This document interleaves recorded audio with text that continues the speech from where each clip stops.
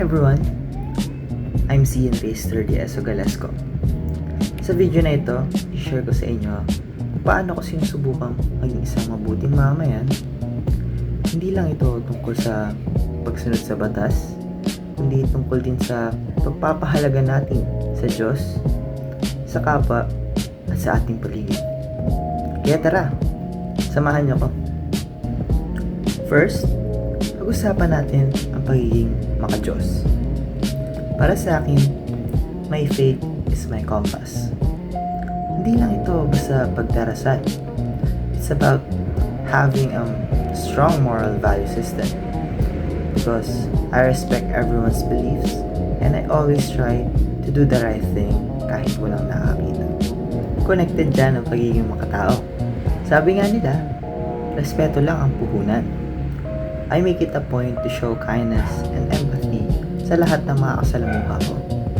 Whether it's helping a classmate or being active sa community projects.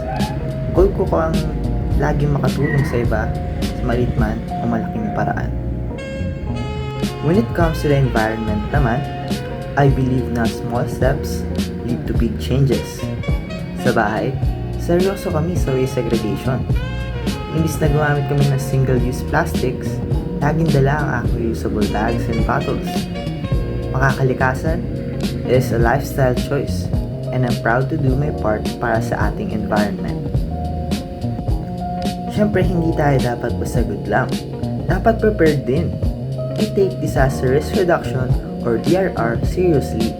Alam ko kung nasaan ang mga evacuation centers sa amin at lagi akong updated sa weather news.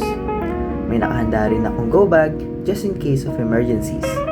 Awareness is the key para iwas disgrasya at makatulong din tayo sa safety ng ating pamilya. Being a good citizen is a daily commitment. Sa pagiging maka-Diyos, makatao at laging handa, mas nagiging maayos ang ating lipunan. Sana na-inspire ko kayo sa simulan din ng ganitong mindset. Yun lang, maraming salamat and stay safe everyone. Bye-bye! When it comes to the environment naman, I believe na small steps lead to big chances. Chances changes. Connected dyan.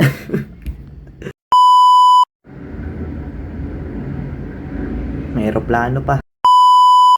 At lagi akong updated sa weather news. May nakahanda rin akong go bag just in case of emergency. Ano ba yan?